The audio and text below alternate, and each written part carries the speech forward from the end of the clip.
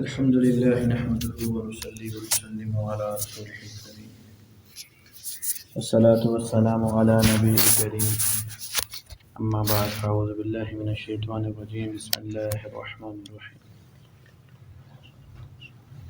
ولو أن لكل نفس ظلمت ما في الأرض لافتدت به وأسروا الندامة لما رأوا العذاب وقضي بينهم بالقسط وهم لا يظلمون ألا إن لله ما في السماوات والأرض ألا إن وعد الله حق ولكن أكثرهم لا يعلمون هو يحيي ويميت وإليه ترجعون يا أيها الناس قد جاءتكم موعظة من ربكم وشفاء لما في الصدور وهدى ورحمة للمؤمنين قل بفضل الله وبرحمته وبذلك فليفرحوا هو خیر مما یجمعون۔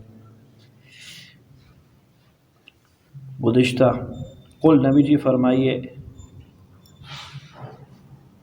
ارأیتم ان اتاکم عذابہ بیاتا او نہارا، یہ تو مجھے بتلاؤ کہ اگر آ پڑے اللہ تعالیٰ کا عذاب دن میں یا رات کے اندر، ماذا یستعجل منہ المجرمون، کس چیز کی وجہ سے یہ مجرم لوگ گناہ گار لوگ جلدی مچا رہے ہیں، وہ آئے۔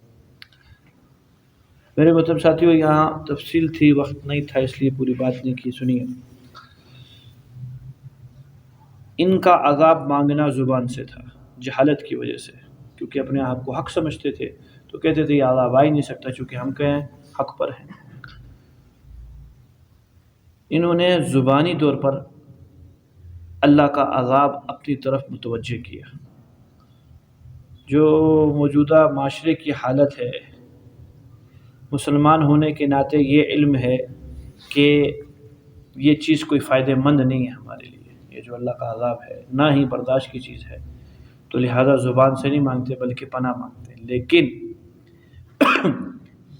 امت من حیث الامت، پوری کی پوری امت فعلی طور پر اللہ کے عذاب کو دعوت دے رہی ہے، فعلی طور پر طبقات کے طبقات، ہر طبقہ فعلی طور پر ایسے اعمال اور افعال سرزد ہو رہے ہیں زندگیوں میں صبح و شام، اور بدقسمتی سے ان افعال و اعمال کے اندر دن بدن بڑھوتری ہوتی جا رہی ہے، تیزی کے ساتھ۔ کس کے ساتھ؟ تیزی کے ساتھ۔ تو اللہ تعالیٰ کے عذاب کو کیا دینے والے ہیں؟ دعوت دینے والے ہیں کہ آئے اللہ، ہم فعلاً اللہ رب العزت کے عذاب کو بلا رہے ہیں۔ مشرکین مکہ نے قولاً اللہ کے عذاب کو بلایا، انہوں نے لا علمی کی بنیاد پہ بلایا تھا، کیونکہ وہ اپنے عقیدے پہ سچے تھے، اپنے آپ کو کیا کہتے تھے؟ ہم سچے ہیں۔ اس بنیاد پہ وہ کہتے تھے، اپنے علم کے مطابق وہ یہ کہتے تھے، سوال پیدا نہیں ہوتا کہ عذاب آ جائے گا، کیونکہ ہم حق پر ہیں، اللہ کے رسول صلی اللہ علیہ وسلم حق پر نہیں ہیں۔ کیونکہ ان کی ایک دلیل تھی، قرآن نے بیان کیا اس دلیل کو، کہ ہمارے حق ہونے کی سب سے بڑی دلیل یہ ہے کہ اللہ آپ کے بقول ہماری ایک ایک چیز کے اوپر قادر ہے۔ جب ہم سر ٹیکتے ہیں لات اور عزا کے سامنے تو وہ اللہ ہمیں روک سکتا ہے، نہ لگنے دے پیشانی زمین کے اوپر، ہمیں نہ جھکنے دے لات عزا کے سامنے، تو یہ جو جھکنے دینے کی اجازت ہے تو گویا وہ اللہ رب العزت کی مرضی ہے۔ یہ قرآن نے دلیل دی، ان لوگوں نے یہ کہا آپ صلی اللہ علیہ وسلم، ان کو یہ چیز معلوم نہیں تھی کہ دنیا اختیار کا نام ہے۔ دنیا کس چیز کا نام ہے؟ مرضی سے کفر کرنا چاہو، مرضی سے کیا نام ہے ایمان لانا چاہو، دونوں حالتوں کے اندر اللہ رب العزت کسی کو نہیں پوچھیں گے دنیا میں، آخرت کے اندر پکڑ ہوگی۔ خیر جی، تو وہ اپنے علم کے مطابق صحیح سمجھتے تھے کہ اللہ ہے ہی نہیں، جب اللہ ہے نہیں تو عذاب آئے گا نہیں۔ میرے بھائیو، آج کا معاشرہ اپنے علم کے مطابق اللہ کو مانتا ہے اور اپنے علم کے مطابق عذاب کو بھی مانتا ہے کہ اللہ کا عذاب ہے، اس کے باوجود فعلی طور کے اوپر ڈٹا ہوا اس بات کے اوپر کہ اللہ کا عذاب جلد سے جلد پہنچ جائے، جلد سے جلد پہنچ جائے۔ طبقات کے طبقات اس چیز کے اوپر لگے ہوئے ہیں۔ اچھا جی، فیصلہ کیا ہے پھر اللہ تعالیٰ کا؟ میرے محترم ساتھیو، اللہ رب العزت کی ایک سنت یہ ہے، اللہ تعالیٰ اکثریت کو دیکھ کر فیصلہ فرماتے ہیں، عموم کو دیکھتے ہیں، عموم کو، خواص کو نہیں دیکھتے۔ خواص طبقہ پڑا ہوا ہے جو کہ جن کی وجہ سے آج دنیا قائم ہے، لیکن فیصلے خواص کی منشا کے مطابق نہیں آئیں گے، فیصلے عوام کی منشا کے مطابق آئیں گے۔ عوام چاہتی ہے روشنی، عوام چاہتی ہے روشن خیالی، عوام چاہتی ہے جدت، عوام چاہتی ہے ترقی۔ میں آپ کو نام لوں، یہ جو جتنے میں نے نام لیے، جدت، روشن خیالی، یہ کس چیز کا نام رکھا ہوا ہے؟ اور یعنی فحاشی، انتہائی درجے کی بے حیائی اور بے غیرتی، اللہ تعالیٰ کی نافرمانی، کمال درجے کی نفس پرستی جو طبیعت کے اندر آئے، کمال درجے کی شہوت کو پورا کرنا، یہ ان چیزوں کا نام، یہ 4-5 نام رکھے ہوئے، اچھے اچھے نام، خوشحالی فلان فلان فلان، یہ ان چیزوں کے نام رکھے ہوئے۔ مصیبت پتہ کیا ہے؟ مصیبت یہ ہے جرم سے روکنے کو کوئی تیار نہیں ہے۔ گناہ جرم ہے، اسے روکنے کو تیار نہیں ہے، یا جو بھی جرم ہے، سب کے سب بڑوں کی آواز یہ جرم ہو لیکن ہماری سرپرستی کے اندر کیا ہو؟ جرم ضرور ہو، ہم جرائم سے نہیں روکتے، جرائم کرو لیکن کس طرح کرو؟ ہماری سرپرستی میں کرو، ہمیں اوپر بناؤ، ہمیں کیا بناؤ؟ بڑا، اور ہمارے نیچے جرائم کرو، پھر ہمیں بھی معاوضہ ملے گا۔ جرائم کو روکنے کے لیے کوئی بندہ بھی تیار نہیں ہے۔ میرے محترم ساتھیوں، جب معاشرہ یہاں تک پہنچ جاتا ہے، اس کا بگاڑ اتنا ہو جاتا ہے کہ دن بدن انسان اللہ رب العزت کے عذاب کو دعوت دینے کے اندر کما حق ہو تیار ہو جاتا ہے، اب میرے بھائیوں اللہ کے فیصلے انسان کی انسانیت کے حق میں نہیں آتے، اب اللہ کے فیصلے انسان کے خلاف آتے۔ سنیں جی، عطار سلمی رحمۃ اللہ علیہ کا قول سنیے، حضرت کیا فرماتے؟ حضرت اپنے بارے میں یہ فرماتے تھے، اگر کسی چیز کی قیمت بڑھ گئی، پتی مہنگی ہو گئی، چینی مہنگی ہو گئی، آٹا مہنگا ہو گیا، اپنے آپ کو ملامت کیا کرتے تھے کہ یہ سارا عطار کی نافرمانیوں کی وجہ سے ہوتا ہے، عطار مرے گا لوگ سکون میں آئیں گے، اس کی وجہ سے اللہ کی رحمت نہیں اتر رہی ہے، یہ اتنا منحوس آدمی ہے۔ ایک آدمی پوری امت کا ذمہ دار بنا ہوا ہے، اس دور کی بات بتا رہے ہیں۔ آج تو بھیا ساری کی ساری امت مجمع کو اور معاشرے کو پیسنے کے پیچھے تلی ہوئی ہے۔ گناہ کے بعد کیا خیال ہے؟ اللہ کی طرف سے حق کے فیصلے آئیں گے؟ کبھی حق کے فیصلے نہیں آئیں گے۔ تو ہم میں اور ان میں قولاً اور فعلاً فرق ہے، انہوں نے جہالت کی وجہ سے زبانی عذاب مانگا، ہم عمل کی وجہ سے اپنے فعل سے عذاب مانگ رہے ہیں، زیادہ دوری کی بات نہیں ہے۔ فرمایا وَيَسْتَنبِعُونَكَ أَحَقٌ ہوا، جب عذاب آیا تو بول بیٹھے، اللہ کے نبی اسلام سے پوچھ بیٹھے یہ حق ہے؟ ہماری آنکھیں کہیں دھوکہ تو نہیں کھا رہی؟ قل، نبی جی فرمائیے، ای وربی انہ لحق، میرے رب کی قسم یہ حق ہے، آ گیا ہے، کچھ ٹکڑا رہ گیا ہے، بعد میں آ جائے گا۔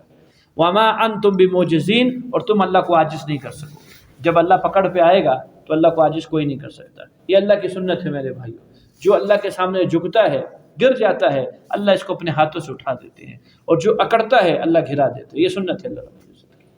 جھکنے والوں کو خود اپنے ہاتھوں سے اٹھاتے ہیں، شاباش بھی دیتے ہیں، کھڑا ہو جائے، اور جو اکڑنے والا ہوتا ہے اس کو اللہ رب العزت کیا کر دیتے ہیں؟ گرا دیتے ہیں۔ فرمایا وما انتم بمعجزین، تم اللہ کو نہیں تھکا سکتے۔ آگے فرمایا یہ تو دنیا کے اندر تھی ندامت، آخرت کی ندامت کیسے ہوگی؟ وَلَوْ أَنَّ لِكُلِّ نَفْسٍ ظَلَمَتْ، ہر گناہ گار نفس کے پاس اگر کل قیامت کے دن اتنا ہو، ما فی الارض، جتنا زمین کا تماشا ہے، جتنا زمین کا خزانہ ہے، اتنا ایک ایک آدمی کے پاس ہو، تو لفتدت بھی، اور یہ آج اپنے بدلے کے اندر اس مال کو فدیہ دینا چاہے تو قبول نہ کیا جائے گا۔ کیوں؟ اللہ کی نگاہوں میں اس چیز کی کوئی حیثیت ہی نہیں ہے، اس سب کا سب مال اللہ ہی نے تو پیدا کیا ہوا ہے، اور اللہ میں لاکھ اور کروڑ اور روپے میں کوئی تمیز نہیں ہے، اللہ رب العزت کو ان چیزوں کی ضرورت نہیں ہے۔ فرمایا قبول، ہاں اس دور کے اندر زندگی کے اندر اگر کچھ نہ کوئی ترتیب بنا دیتا ہے، خواہ فعلاً عملاً اعمال کے ذریعے، بدنی اعمال کے ذریعے رجوع کرتا ہے یا مالی اعمال کے ذریعے رجوع کرتا ہے، یہ دونوں کے دونوں قابل قبول ہے۔ اب عائشہ رضی اللہ عنہ فرماتی ہے اللہ کے رسول صلی اللہ علیہ وسلم کے پاس کہیں سے ہدیے کی بکری آئی، فرمایا ذبح کرو، ذبح کیا، میں نے کچھ بانٹ دی۔ عائشہ کیا بانٹا؟ کہا یا رسول اللہ سب کا سب بانٹ دیا ہے۔ عائشہ کیا بچایا؟ کہا یا رسول اللہ سب کا سب بچا دیا ہے، بانٹ دیا ہے، ایک ران بچا لی ہے جو اپنے لی ہے۔ آپ علیہ السلام نے فرمایا سب بچ گیا ہے سوائے اس ران کے، سب کیا ہو گیا ہے؟ سب بچ گیا ہے سوائے اس ران کی، جو تو نے آگے لوگوں کو دیا ہے یہ ہمارا ہے۔ کہیں گناہ بڑھا چڑھا کے اللہ تعالیٰ عطا فرمائیں گے، ہاں یہ جو اپنی ضرورت کے لیے استعمال کریں گے یہ ہمارا نہیں ہے، یہ بس اتنا ہی ہے کہ جتنا کھا لیا اور کھانے کے بعد اس سے فارغ ہو گئے، بس یہ چیز وہاں ختم ہو گئی۔ ایک اور حدیث میں آتا ہے اللہ کے رسول نے فرمایا آدم کی اولاد کہتی ہے مالی مالی یا ابن آدم مالی مالی، میرا مال مارا مال۔ کیا تیرا مال ہے کیا؟ اس کی حیثیت کیا ہے؟ اس کھانے کی جو کھایا اور پکانے کے ذریعے نکال دیا، اس لباس کی جو پہنا اور پہن کے پرانا کر دیا، پھاڑ دیا، اور اس تیسری چیز وہ صدقہ جو تو نے اللہ کے راستے میں دیا اور بچ گیا، یہ بھی تیرا ہے۔ یا آخرت کی دو چیزیں یہیں رہے گی، ایک چیز تیرے کام آئے گی، لیکن دنیا میں دے کے آخرت کے اندر کوئی کام نہ آوے۔ اگر آخرت کے اندر کہتا ہے کہ اللہ آپ چھوڑ اور میں لے کر آتا ہوں، فرمایا نہیں۔ وَأَسَرُّوا النَّدَامَةَ لَمَّا رَأَوُا الْعَذَابَ، چھپ کے پچھتائیں گے اپنی زندگی کے اوپر۔ چپکے چپکے پچھتائیں گے جب یہ لوگ اپنا عذاب دیکھیں گے، اللہ کا عذاب دیکھیں گے، کیا ہو اللہ کا عذاب آ گیا۔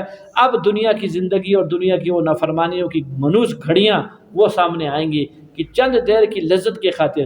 میرے بھائیوں، مسلمان کے پاس اگر تھوڑا سا بھی احساس ہونا، کسی گناہ میں یہ لذت محسوس نہیں کر سکتا ہے، اس کو ہر وقت ڈر لگا رہے گا اللہ کا۔ اگر تھوڑا سا احساس ہو گناہ کر رہا، گناہ کافر کا محق کو گناہ کر سکتا ہے، وہ لذت لے گا گناہ سے، مسلمان گناہ سے لذت نہیں لے سکتا ہے۔ کیسے؟ اس کو ڈر لگا ہوا ہے کہ اللہ دیکھ رہے ہیں، اس پہ اللہ ناراض ہو رہے ہیں، تو جو اس کو لطف ہے شراب پینے کا لطف اڑ رہا ہے، زنا کرنے کا جو لطف ہے وہ لطف اڑ رہا ہے، اس سے بد نظری کرنے کا جو لطف ہے وہ لطف اڑ رہا ہے۔ اللہ کا ڈر بعد میں، جس معاشرے کے اندر گزر رہا، بازار کے اندر جو خاتون کو دیکھ رہا ہے، تو دائیں بائیں لوگ بھی تو ہیں، اکیلا تو ہے نہیں ہے، تو ان کا بھی ڈر ہے کہ وہ کیا کہیں گے، کیسا بے حیا آدمی ہے، عورتوں کو دیکھ رہا ہے یہ آدمی، تو اس گناہ کی مسلمان لذت نہیں لے سکتا۔ تو وہ بے لذت گناہ جس سے اللہ کو نافرمانی کرنی ہو، ایسے گناہ سے کیا فائدہ کہ جس میں کیا ہو، لذت ہی نہیں ہے۔ گناہ کا مقصود کیا ہے؟ نفس کو راحت دینا، نفس کو راحت ہی نہیں ہو رہی، کیوں؟ ایک پیچھے ڈنکا بج رہا ہے کہ اللہ تو دیکھ رہے ہیں، اس کے بعد پکڑیں گے، اس کے بعد پکڑیں گے، تو فرمایا یہ چھپکے چھپکے وہ کہیں گے، پچھتائیں گے عذاب کو جب دیکھیں گے۔ وقضی بینہم بالقسط، اب اللہ رب العزت درمیان میں آئیں گے، ترازو بچھائیں گے، اعمال کو جان دیں گے، جسم بنائیں گے، نیکیوں کو بھی جسم بنائیں گے، گناہوں کو بھی جسم بنائیں گے، اور بڑے انصاف کے ساتھ اللہ فیصلہ فرمائیں گے۔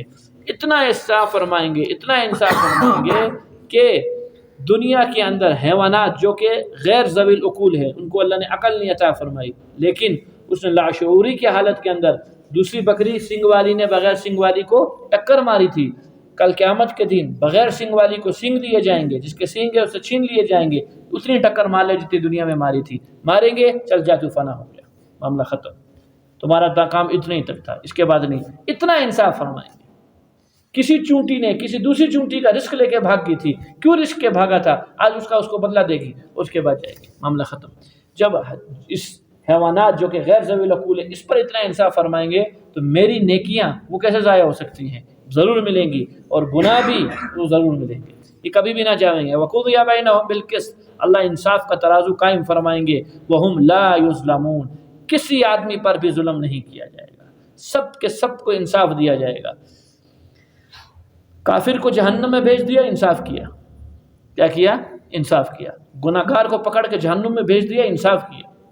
میں نے آپ کو گزشتہ کہا، حق تو یہ تھا کہ پلک جھپکنے کی نافرمانی پر بھی ہمیشہ کے لیے جہنم میں پھینک دیتے، حق تو یہ تھا، لیکن کرم ہے اللہ رب العزت کو، شفقت ہے کہ ایسا نہیں کرتے، یہ بھی اللہ رب العزت کا کرم ہے۔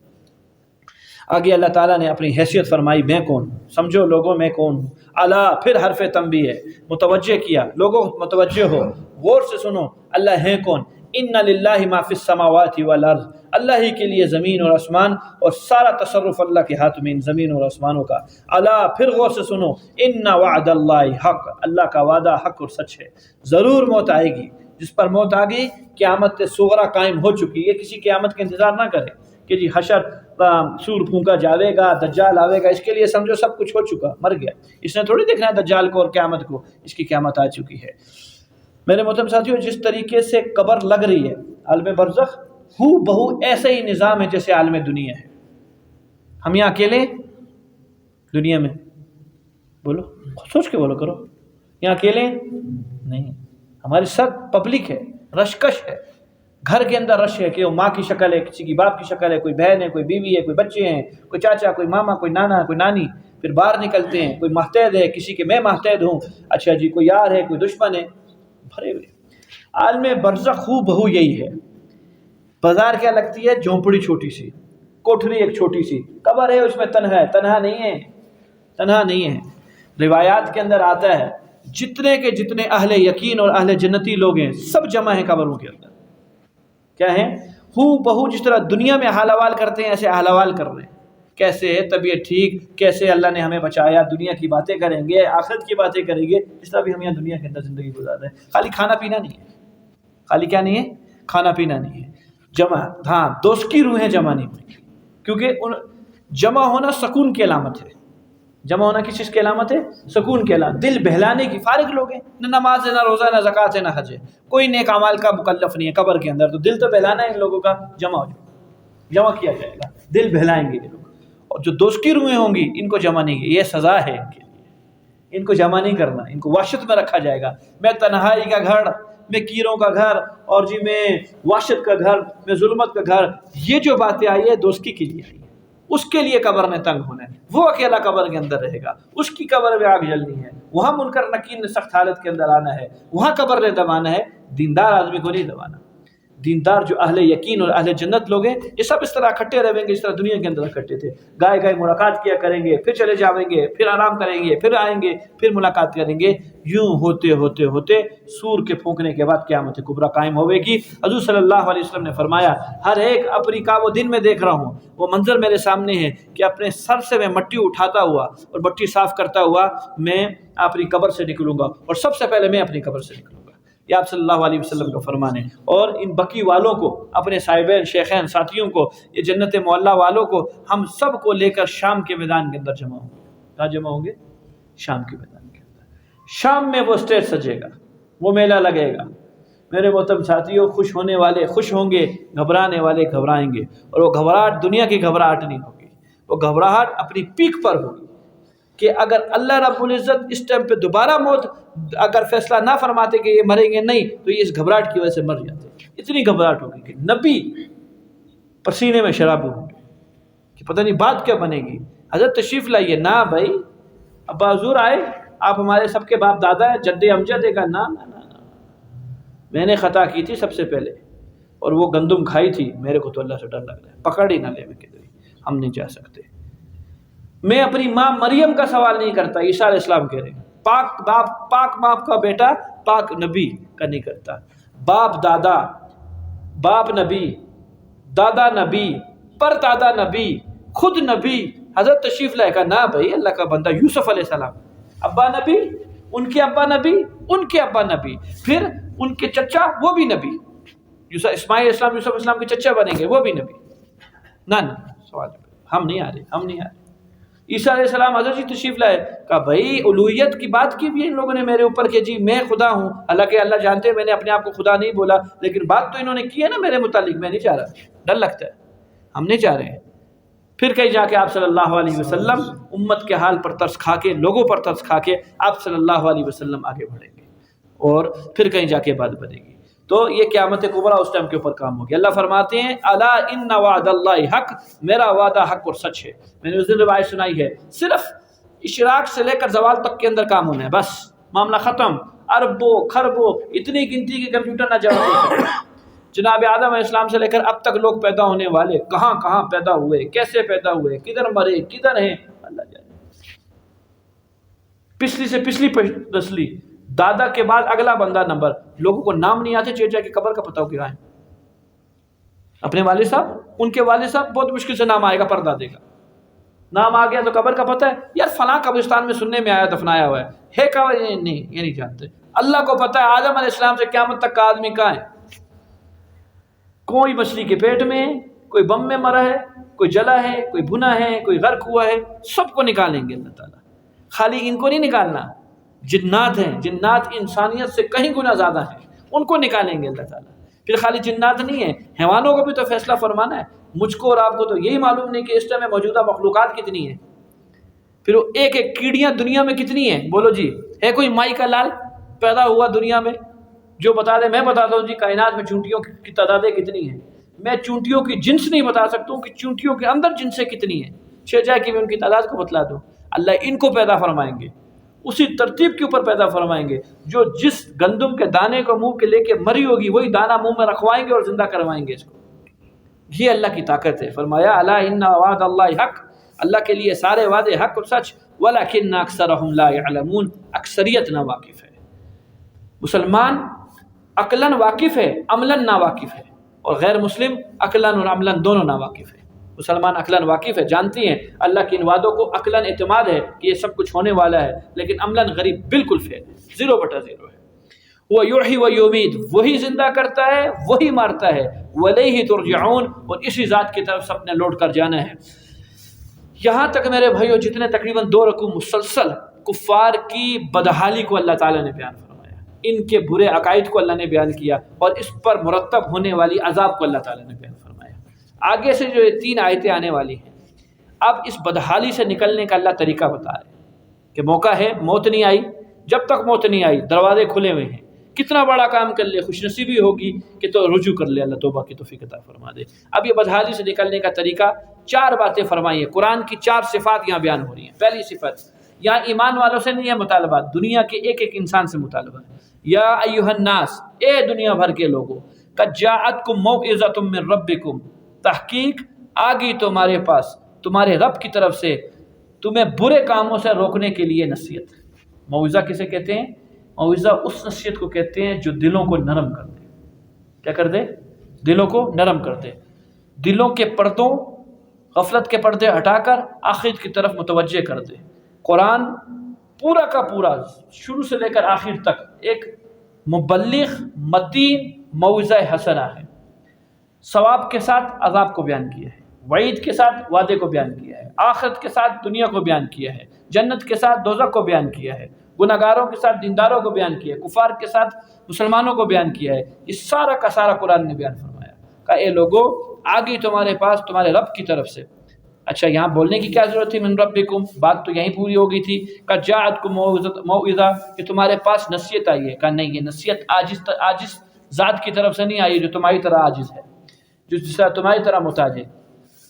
سلاطین ہو، سکندر اعظم ہو، مشرق اور مغرب کو فتح کرنے والا۔ بولو بھائی دنیا پوری فتح کی تھی یا کچھ رہ گئی تھی؟ ہے کوئی تاریخ کسی کے پاس؟ سکندر اعظم نے پوری دنیا فتح کی تھی یا بچ گیا تھا کوئی معاملہ؟ تو یہ اسکول میں کیا پڑھتے ہیں؟ کیا جگہ رہ گئی؟ سوائے چین کے ساری دنیا فتح ہو گئی تھی۔ چین کا بادشاہ مسلمان تھا، چین کا بادشاہ روایات کے اندر آتا ہے مشرق اور مغرب کو فتح کرنے کے بعد چین کی طرف رخ کیا سکندر اعظم نے، مسلمان بادشاہ تھا خود بھی،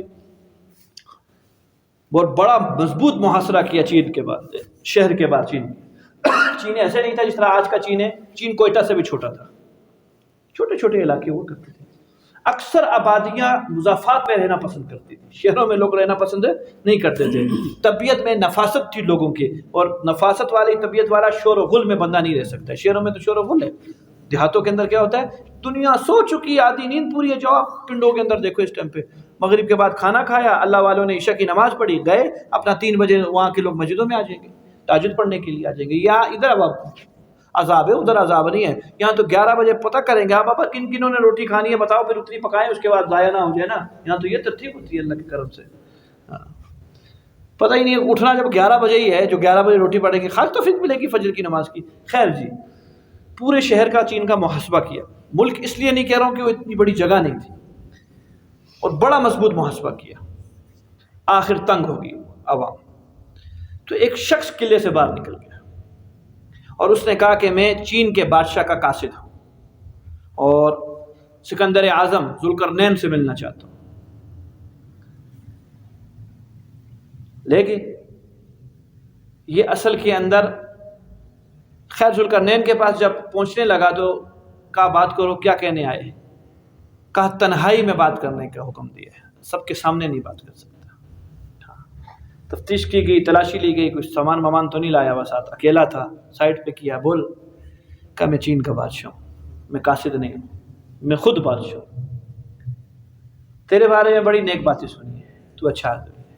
ذوالقرنین کو کہا اگر مقصود قتل ہے میرا کرنا، کر، سامنے آیا ہوں اسی لیے، عوام کو بچا لے، عوام کو کچھ نہ کہ، لیکن میرے قتل کرنے سے تجھ کو ایک نقصان ہوگا، میرے بعد میری قوم اپنے میں سے کسی ایک اور بڑے کو بنا لے گی، کوئی اور بادشاہ بن جائے گا میرے مرنے کے بعد، اور وہ تجھ سے قتال کرے گی، ہو سکتا ہے تیرا بھی نقصان ہو، کچھ لوگ تیرے بھی مارے جائیں، اور اگر تو مال کے پیچھے یہاں آیا ہے کہ تجھ کو مال چاہیے تو بول، جتنا مال چاہیے اس سے کہیں گنا امید سے تیرے بڑھ کر ہم مال دیں گے تجھ کو، اور لوگ تیری بعد میں تیری تعریفیں بھی کریں گے کہ اچھا آدمی تھا، قتل و غارت نہیں کی اس نے۔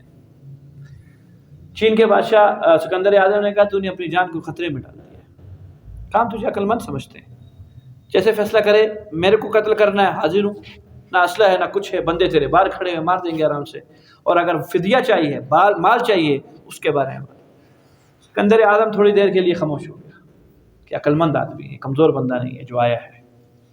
آخر کہا کہ میں خراج لوں گا تیرے ملک کا، 3 سال کا پیشگی خراج۔ بھیا 3 سال کا پیشگی، سکندر اعظم نے ایک پتا پھینکا اور یہ پتہ کمزور نہیں تھا. 3 سال کا پیشگی خراج کا مطلب پتہ ہے کیا حضرت جی؟ عوام خواص روڈ کے کیڑے بھی نہیں ملیں گے کھانے کے لیے. یہ حال ہو جائے گا ملک کا، پورا کا ملک دیوالیہ بن جائے گا. اگر 3 سال کا آپ کے پاس آمدنی نہیں، آپ پیسے کہاں سے نکال کے دو گے لوگوں کو؟ پورے پاکستان والے کمائی کے بغیر ٹیکس دیں، جتنی چیزوں پہ ٹیکس لگا ہوا ہے اس ٹائم کے اوپر، کوئی دے سکتا ہے؟ پورے پاکستان والے آنتے بھی کھانے کو نہ ملیں گے اپنے کہ ایک وقت کھا کے زندہ گزارنے میں، ایسی حالت ہو جائے گی. یہ سکندر اعظم نے کہا 3 سال کا پیشگی خراج چاہیے، اتنا مال دے. نمبر 2، پھر ہر سال کا آدھا خراج، جتنے کمائی کرو گے اس میں سے آدھا ہمارے ملک تک پہنچانا. تو نہ کوئی تردد کے، نہ کسی سوچ کے، فوراً قبول کر لیا چین کے بادشاہ نے. منظور، ہم 3 سال کا پیشگی خراج کل پہنچا دیں گے آپ کے پاس. کہا تیری عوام کا کیا بنے گا جب 3 سال کا پیشگی خراج نکلے گا؟ تو ہنس گیا. کہا یہ عوام کی طرف سے نہیں آئیں گے پیسے، یہ بادشاہ خود دے گا. اس کے پاس اتنا پیسہ ہے کہ اپنی ذات سے، اپنی جمع خرچ سے وہ پورے عوام کی طرف سے تجھ کو دے گا. عوام کو میں تکلیف نہیں دینے دوں گا. پہلے والی مملکتیں اپنی جیبوں سے عوام کا پیٹ بھرتے تھے، اور اب ہم عوام حکومت کا پیٹ بھرتی ہے. کس کا پیٹ بھرتی ہے؟ یہ ٹیکس پیٹ ہی بھرنا ہے تمہیں، کہ اس کے بغیر ملک نہیں چلے گا. تو تمہیں بڑا کس لیے بنایا گیا ہے؟ جب نہیں چلے گا تو سائڈ پہ ہو جو، کسی اور کو آنے دے دو. خیر، تو چلا گیا جی، وعدہ ہو گیا. کہ اس سے زیادہ، ہاں ایک روایت میں آتا ہے اس سے زیادہ کچھ دوں گا جو اپنی طرف سے دوں گا. سکندر اعظم سے خداحافظ کہے کہ کل کے وعدہ پر صبح صادق پر میں آؤں گا.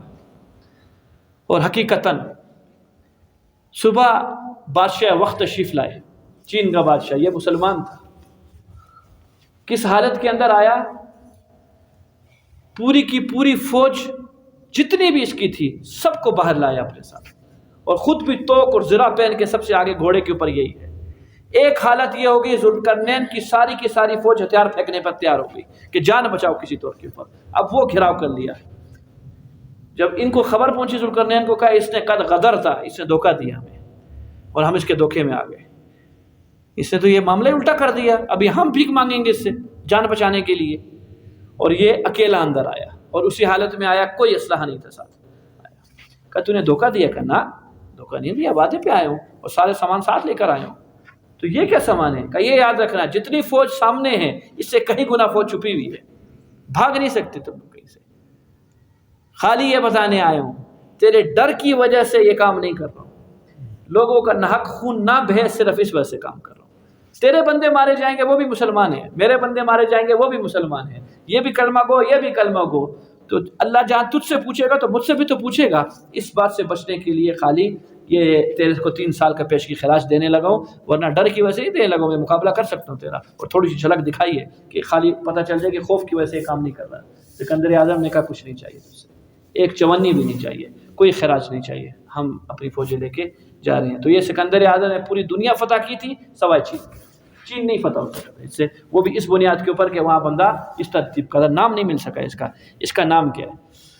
تو خیر بات کیا چل رہی تھی؟ بات یہ چل رہی تھی قرآن کے اندر اس آیت کے اندر 4 چیزوں کو بیان فرمایا. پہلی چیز فرمایا قرآن نصیحت ہے تمہارے رب کی طرف سے. روکنے کی چیز نصیحت کس کو کہتے ہیں؟ جس چیز سے قرآن نے روکا ہے، اللہ رب العزت نے روکا ہے. میں نے کہا پورا کا قرآن کیا ہے؟ پورا کا پورا قرآن ایک فصیح اور بلیغ، ایک واعظ حسنہ ہے جو کہ پوری کی پوری امت کے سامنے اللہ تعالیٰ نے پیش کیا کہ اگر تم یہ کام کر گئے، قرآن کا پہلا تقاضا پورا کر گئے، تم رک گئے اپنے رب کی بات سے، وَشِفَاءٌ لِمَا فِي الصُّدُورِ، تو جو گناہ کرنے کے بعد قداوتیں، کجیاں، ایک نحوستیں دل میں آئی ہوئی ہیں، یہ قرآن تمہارے دلوں کے اندر سے اس کجیوں کو صاف کر دے گا. ابھی ہمت کر کے رکنا شروع ہو گئے، جو پیچھے غلطیاں ہوئی ہوئی ہیں، قرآن دوسری صفت قرآن کی شفاء لما فی الصدور، جو دلوں کے اندر قداوتیں آ چکی ہیں وہ قداوتیں قرآن صاف کر دے گا. دل تیرا موتی کی طرح پاک کر دے گا، بالکل صاف ہو جائے گا. اچھا، پھر وہدن، اس قرآن میں رہنمائی ہے. موعظہ کا معنی کیا میں نے؟ رکنے کی چیزیں، ہدن کام کرنے کی چیزیں جو اللہ نے کام کرنے کو دی ہے، نماز پڑھو، روزہ رکھو، نیک عمل کرو، یہ کیا. ورحمۃ للعالمین، اور یہ قرآن رحمت ہے کن کے لیے؟ جو یہ 4 چیزوں پر عمل کرے گا یہ قرآن اس چیز کے لیے رحمت ہوگی. جو کرے گا پہلا کام قرآن کے موعظہ پر عمل کرے. موعظہ کیا؟ جن چیزوں سے قرآن نے روکا رک جائے. نمبر 2 فائدہ کیا ہوگا؟ پیچھے جو غلطیوں سے گناہ کر کے دل میں سیاہی آئی ہے قرآن صفا کر دے گا۔ تیسرا کام یہ قرآن رہنمائی ہے نیک کام کرنے کے لیے۔ چوتھا کام یہ قرآن رحمت ہے، رحمت اس کے لیے بنے گا قرآن جس نے پہلے 3 کام کر چکے ہوں گے، گناہوں سے بچ چکا ہوگا، نیکیاں کر رہا ہوگا، اس کا دل بالکل پاک ہوگا۔ نبی جی یہ اللہ کی نعمت ہے، قل بفضل اللہ وبرحمتہ، نبی جی فرمائیے اللہ کا فضل اور اللہ کی رحمت، فبذلک فلیفرحوا، مسلمانوں کو ان 2 چیزوں سے خوش ہونا چاہیے۔ کس چیز سے؟ اللہ کے فضل سے، اور اس سے بڑی نعمت کوئی بھی نہیں ہے کہ اللہ اپنا فضل اور رحمت فرما دے۔ روزانہ دعاؤں میں صبح دوپہر شام مانگو، اللہ ہر وقت آپ کی توفیق اور آپ کی رحمت کی ضرورت ہے۔ کیا دعا مانگو گے؟ اللہ ہر وقت آپ کی توفیق اور آپ کی رحمت کا محتاج ہوں، اور کوئی وقت بھی ایسا نہیں کہ جس میں آپ کی رحمت اور توفیق سے میں مستغنی ہوں، لہٰذا ہر وقت اپنے فضل و کرم سے اپنی رحمت و توفیق عنایت فرمائیے، پھر اللہ توفیق عنایت فرمائے گا۔ روایات میں آتا ہے اللہ کے رسول صلی اللہ علیہ وسلم نے فرمایا اللہ کا فضل کیا ہے؟ کا قرآن۔ یہ خود حضور صلی اللہ علیہ وسلم کی تشریح ہے۔ اللہ کے فضل سے مراد کیا ہے؟ اللہ کا قرآن۔ اور اللہ کی رحمت سے کیا مراد ہے؟ کہ اس قرآن پر اللہ عمل کی توفیق عطا فرمائے، یہ اللہ کی رحمت ہے۔ برا بن عازب رضی اللہ عنہ کی روایت ہے، وہ فرماتے ہیں فضل سے مراد قرآن ہے اور رحمت سے مراد اسلام ہے۔ عبداللہ بن عباس رضی اللہ عنہ فرماتے ہیں فضل سے مراد قرآن ہے اور رحمت سے مراد آپ صلی اللہ علیہ وسلم کی ذات گرامی ہے، رحمت للعالمین۔ یہ دونوں ہیں، فبذلک فلیفرحوا، مسلمانوں کو ان چیزوں سے خوش ہونا چاہیے، نہ کہ دنیا کے مال و متاع سے خوش ہونا چاہیے، ان چیزیں خوش ہونا چاہیے۔ ایک صاحب آئے اللہ والے، بہت قیمتی چیز ملی، کہا الحمدللہ، تھوڑی دیر کے بعد وہ چیز کھو گئی، کہا الحمدللہ، کہا حضرت دونوں پہ الحمدللہ، کہا دونوں پہ الحمدللہ، وہ کیوں؟ کہا بغیر دل کی طمع اور لالچ کے اللہ نے ایک نعمت عطا فرمائی تھی، میں نے کہا الحمدللہ، میں اس کا مستحق نہیں تھا، اللہ نے عطا فرما دی۔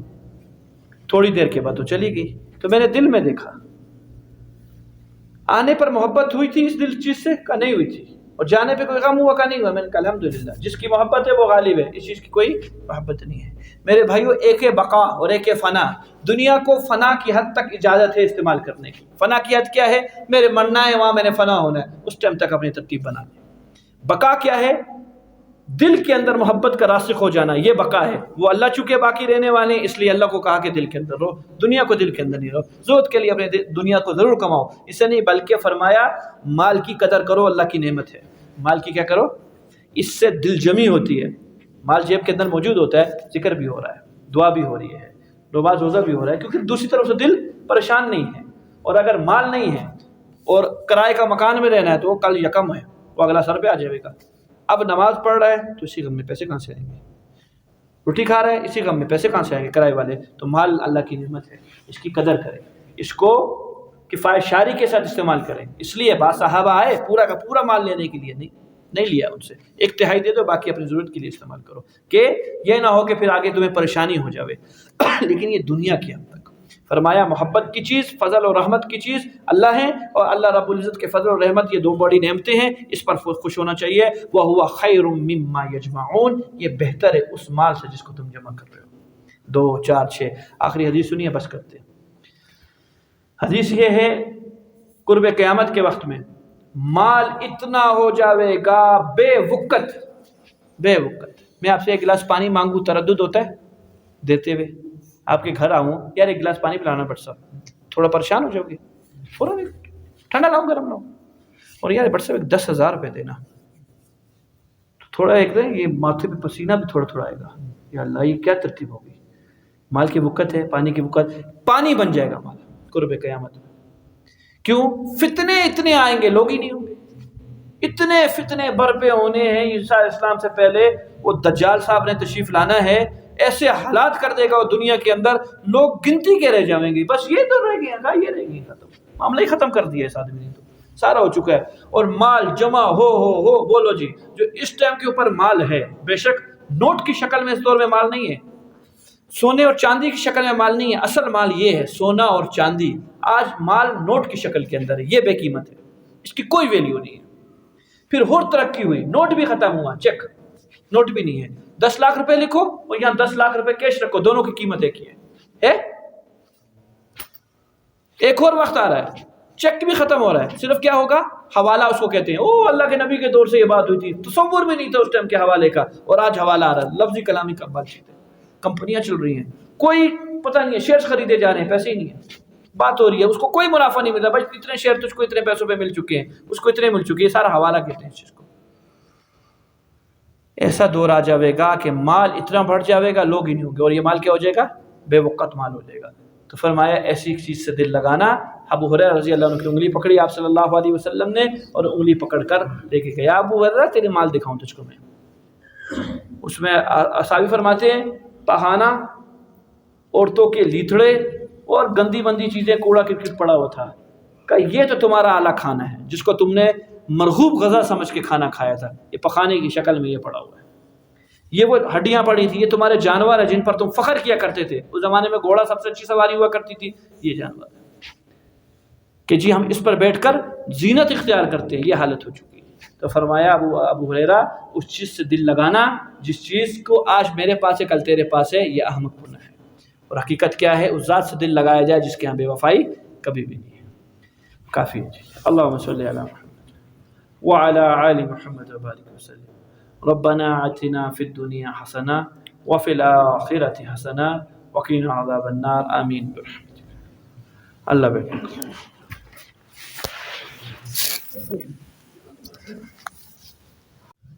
الحمد للہ نحمد